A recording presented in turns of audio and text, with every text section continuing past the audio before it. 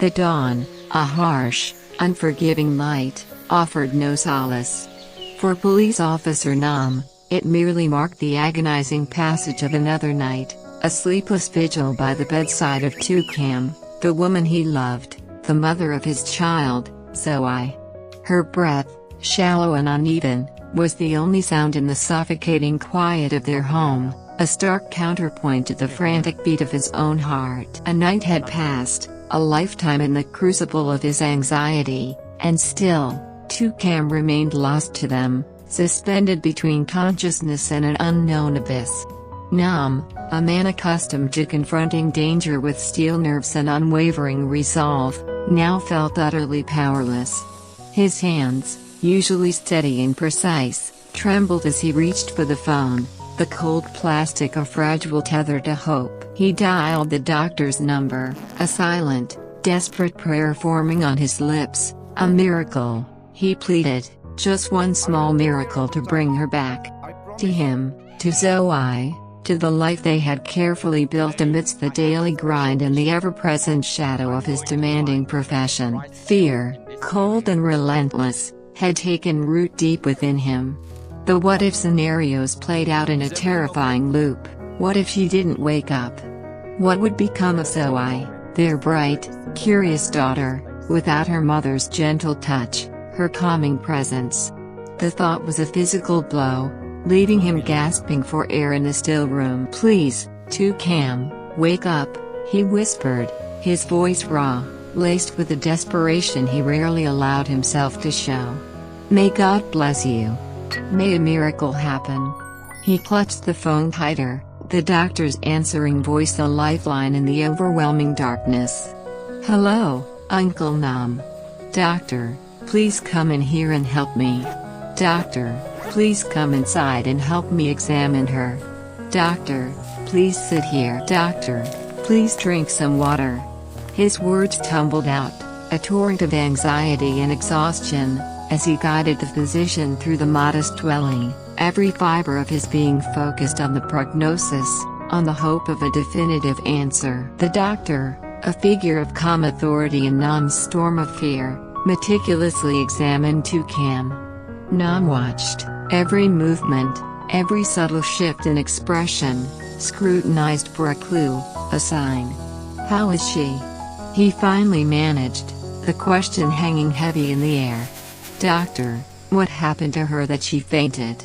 "Yesterday, she was attacked by a criminal on the street, so that's why she fainted." "Doctor, from yesterday until now, I haven't seen her wake up yet. I don't know what to do, so I called the doctor to come here and check to see if she needs to be hospitalized."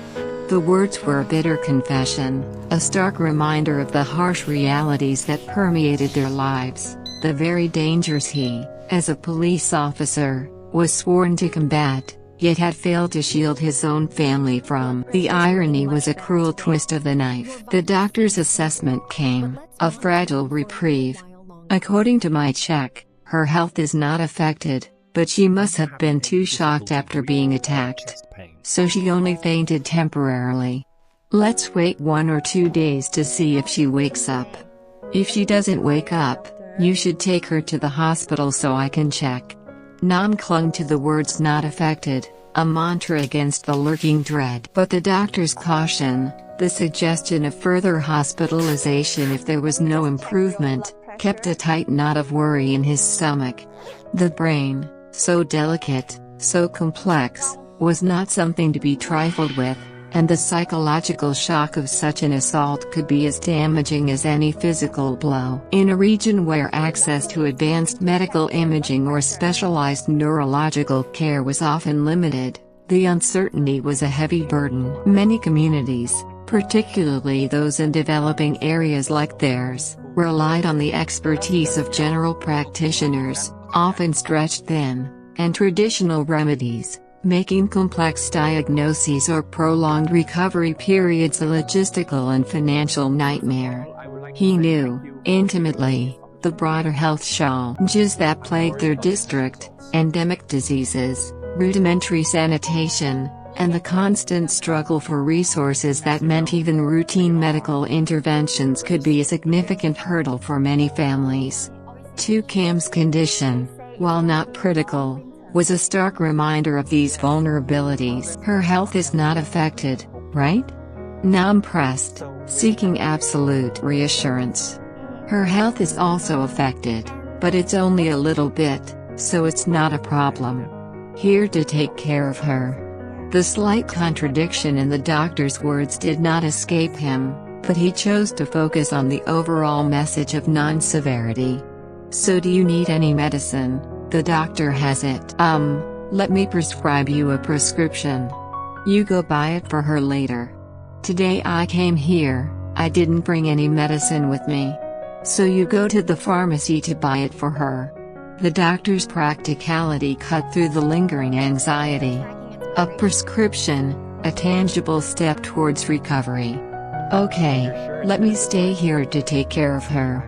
If she doesn't wake up in 1 or 2 days, I will take her to the hospital. Just leave it for 1 or 2 days. If she doesn't wake up, you bring her there so I can check it further. The plan, though simple, felt like a monumental task. Leaving Tieu Nu, even for a brief errand, felt like abandoning her to fate. Here, let me prescribe you some medicine. Okay, doctor, just send it to me by phone. Let me prescribe the medicine and I will send it to you.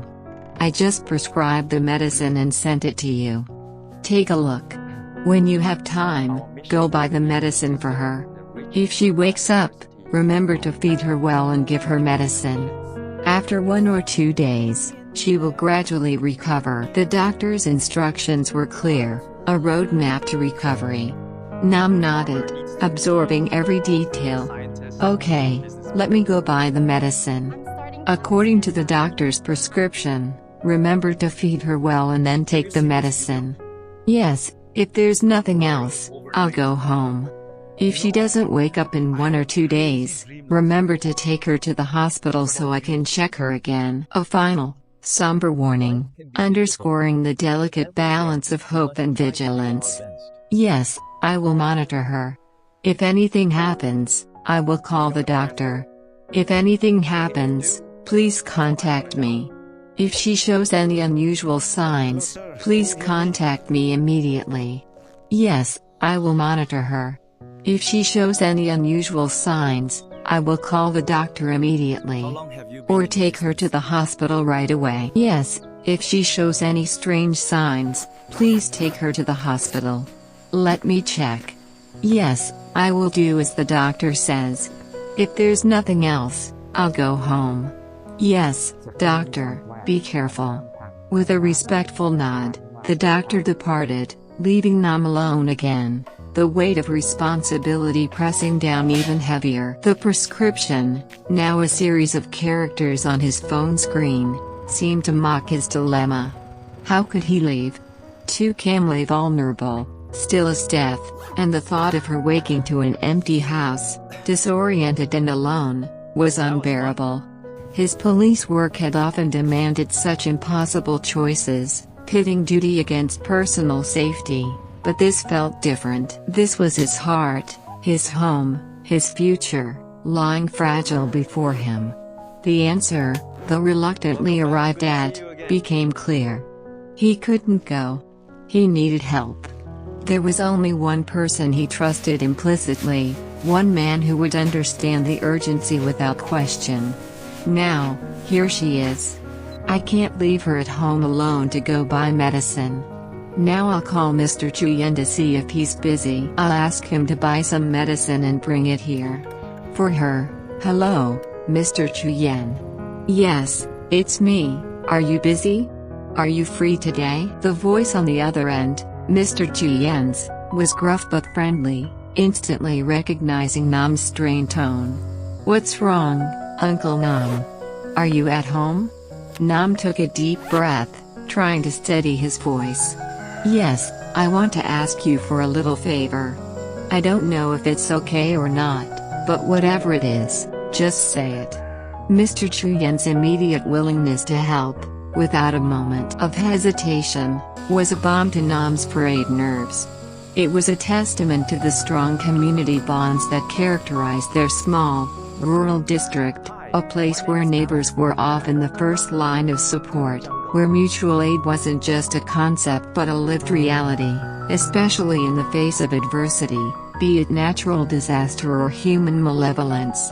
Toucan's health isn't good right now. I want to go out and buy some medicine, but I have to stay here to take care of her now, so I can't go. Now I want to ask you to go to the pharmacy and buy me some medicine. If there's a prescription, I'll send it via text message. A sudden gasp from Chien, concern evident. Oh, how is Toucan's health? Is it dangerous? Nam quickly reassured him, the brevity born of exhaustion and a desire to minimize the panic. Oh, when you come in, we'll talk later. Oh, and what's wrong with her? Okay, just send the prescription here. Let me go out and buy it. Yes, then please buy it for me. According to the doctor's prescription, because I also called the doctor here to examine her. Okay. Yes, and also, buy me some more fruit and bring it here. When she wakes up, give her some medicine. Oh, okay, just send it to me so I can go buy it. Yes, I'll send it to you. The relief was palpable.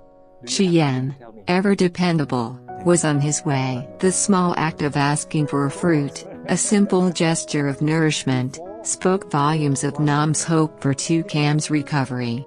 He watched the phone for the confirmation that the message had gone through, a tiny thread of control in a situation that felt utterly beyond his grasp. While he waited for Mr. Chien, Nam found himself drawn to the window, his gaze falling upon Toucan's vegetable garden. It was a riot of green, a testament to her nurturing spirit. Tieu's vegetables are growing so well, he murmured, a pang of bittersweet affection. Her bean plants, in particular, had shot up, reaching for the sun with an almost defiant vitality. These bean plants of Tieu's have grown tall but still don't have a trellis.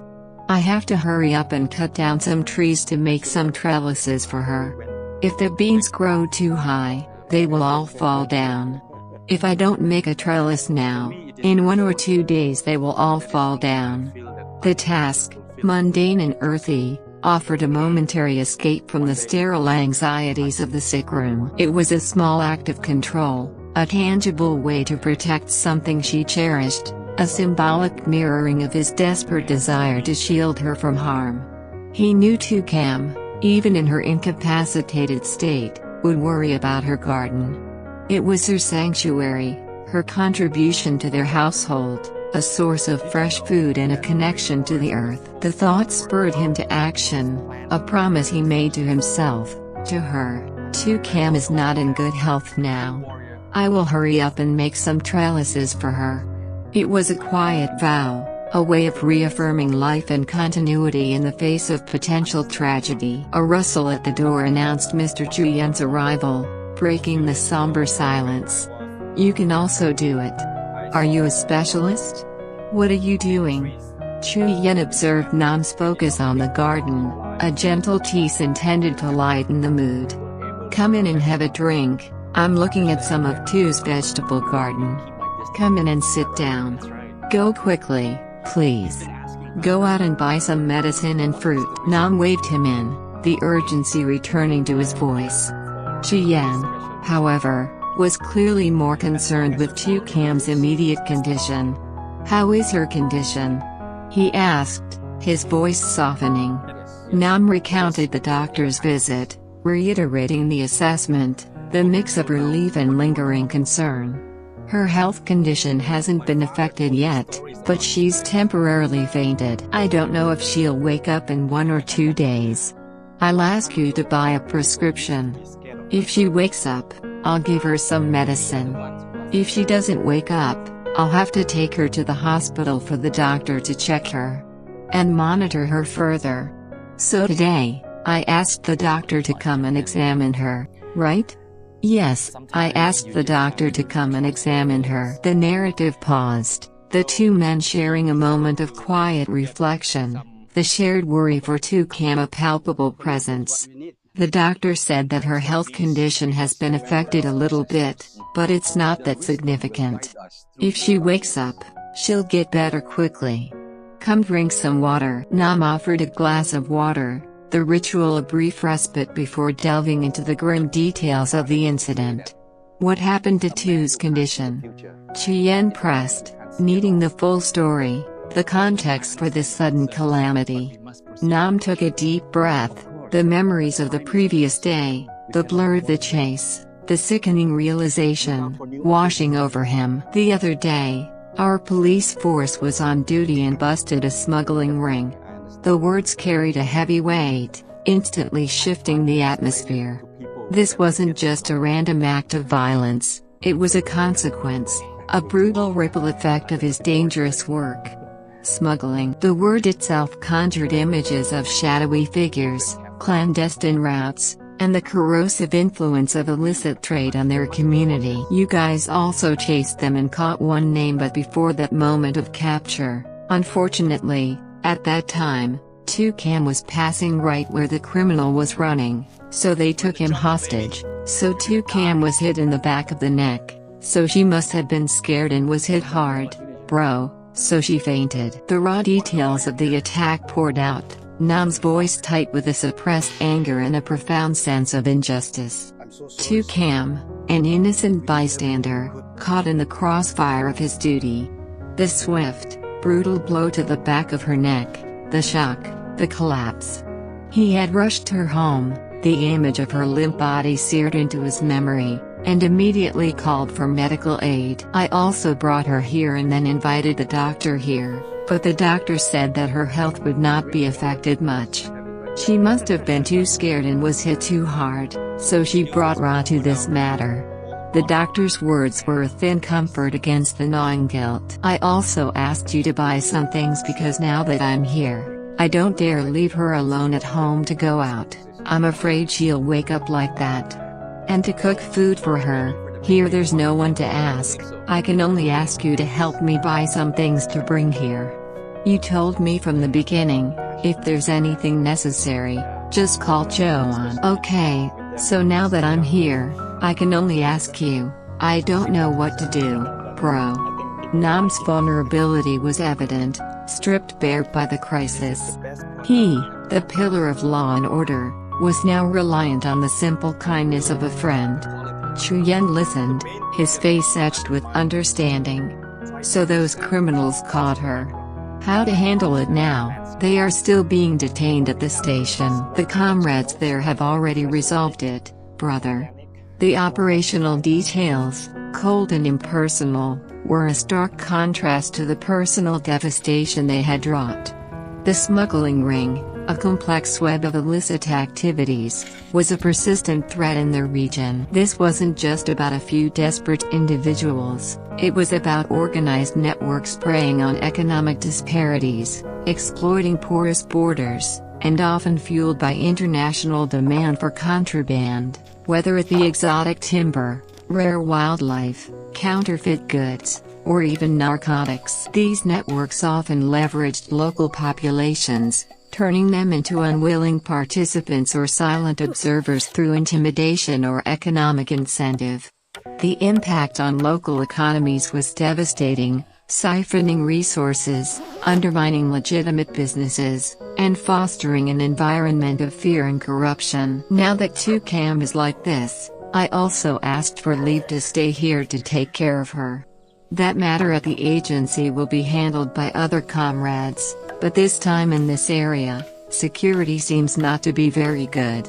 Nam's decision to prioritize Tieu Nu was a rare deviation from his unwavering commitment to duty, a testament to the depth of his love. But his concern for the broader security situation was undiminished.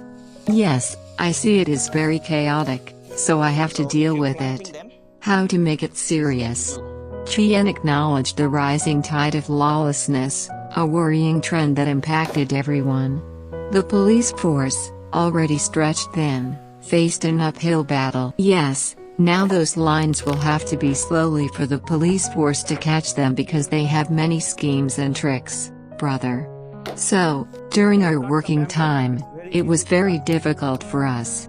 Unfortunately, those things happened and implicated Toucan. The schemes and tricks were not mere petty crimes, they represented sophisticated operations, often with cross-border connections, requiring extensive intelligence gathering and coordinated efforts that local police forces, often under-resourced, struggled to maintain. The illicit trade wasn't just a local problem, it was a symptom of a larger regional geopolitical landscape, where weak state capacity in certain border zones, coupled with significant price differentials for goods, created fertile ground for smugglers. This often involved everything from precious metals to rare earth minerals, and even human trafficking, all contributing to a vast underground economy that dwarfed the legitimate one in some areas. Ms. Toucan and all the people are now very worried, not that yes, people have finished trading and all kinds of tricks in this world are very scary.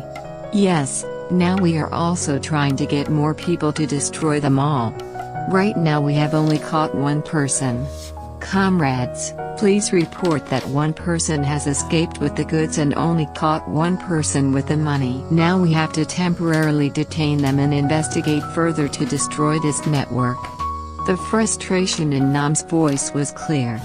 One arrest, but the larger network remained elusive. This was the Sisyphean task of law enforcement in such regions, chipping away at a hydra-headed problem, where for every head cut off, two more seemed to sprout. The escape of the goods, a critical component of the smuggling operation, meant that the economic engine of the illicit trade continued to churn, further empowering the criminals and making the task of dismantling their operations even more difficult. The police were locked in a perpetual struggle, a game of cat and mouse against an enemy that was often better funded, more agile, and deeply embedded within the social fabric, sometimes even corrupting those sworn to uphold the law. The challenge was immense, almost overwhelming. Nam's frustration wasn't merely personal, it reflected the broader systemic struggles faced by law enforcement in vulnerable regions. That's all. Now everyone has their own job. You guys also have to try to do it, so that the people can rest assured a little bit. Chien's words, a blend of encouragement and wary understanding, underscored the unspoken pressure on the police. Public trust, the very bedrock of effective policing, depended on their ability to deliver security, to push back against the tide of criminality. The criminals here have just flooded into this area and this network must be big, right? Chien probed, trying to grasp the scale of the threat. Nam confirmed his suspicions, but cautiously. Yes, we are not sure if it is big or not, but with the amount of money that our police have confiscated, it is quite large.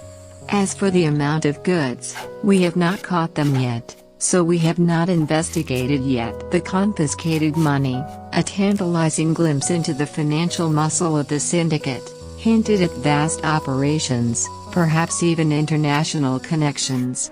The missing goods, however, represented a lost opportunity, a vital piece of the puzzle that had slipped through their grasp, allowing the network to potentially continue its illicit trade with minimal disruption. The nature of these smuggling rings often extended beyond simple contraband.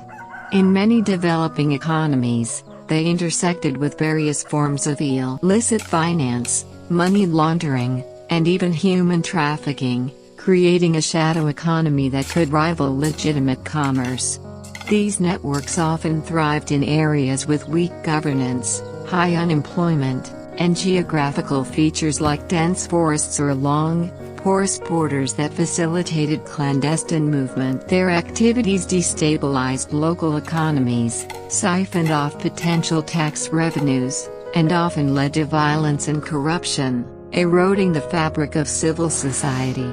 The constant pressure on law enforcement, facing better funded and often ruthless adversaries, was immense. Officers like Nam and his colleagues operated with limited resources, often outdated equipment, and under the constant threat of retaliation. The schemes and tricks Nam mentioned earlier weren't just about evasion, they included sophisticated logistics, bribery, and intelligence gathering on their part, often turning local residents into unwitting informants or accomplices. The struggle was not merely about individual arrests, it was a strategic battle for control over territory, resources, and the very rule of law. If we find out, we will also try to overcome those things to keep the safety of the people here, all the people here. Everything depends on you guys. Chien's reliance on Nam and his colleagues was profound, a testament to the community's desperation for security. But the conversation shifted, reflecting the multifaceted challenges facing their region. Yes, how is your work these days? Is it still okay? But as for your work, they just reported a flood, the road collapsed, everything is in chaos, I haven't fixed it yet.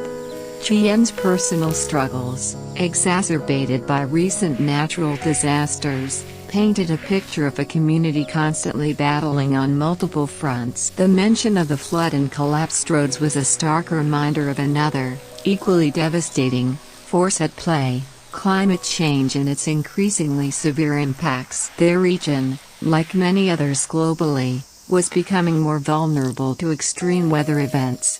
Floods, landslides, and prolonged droughts were no longer rare occurrences but increasingly frequent phenomena, leaving a trail of destruction in their wake. These disasters didn't just claim homes and infrastructure, they disrupted livelihoods, displaced populations, and created a cycle of poverty and vulnerability that could last for years. For many, including Mr. Chien, recovery was a slow, arduous process, often hampered by limited government aid and the sheer scale of the damage. The impact stretched beyond immediate destruction, affecting agriculture, the lifeline of many rural communities, and vital transportation networks, which further isolated already marginalized areas and hindered economic development. The irony was grim: while Nam battled the man-made chaos of crime, the natural world was unleashing its own, equally formidable, forces of destruction. Yes, take it slow, bro.